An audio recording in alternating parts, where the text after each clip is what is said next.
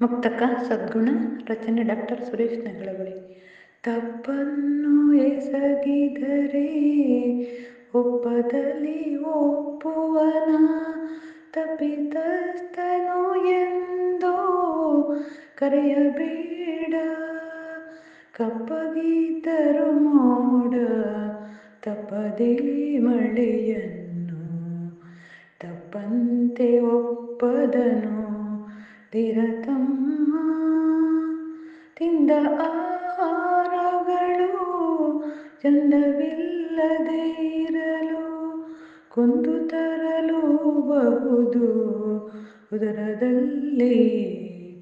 ಒಂದು ವೇಳೆ ಜೀರ್ಣತೆಯ ತಿಂದು ಸತ್ವಾಹಾರ ಕೊಂದು ಬಿಡು ಚಾಪಲ್ಯ ಧೀರತಮ್ಮ. ನಾನು ರಮಾಕಾಂತ್ ಕುಂಜಿಕೊಂಡ್ರೆ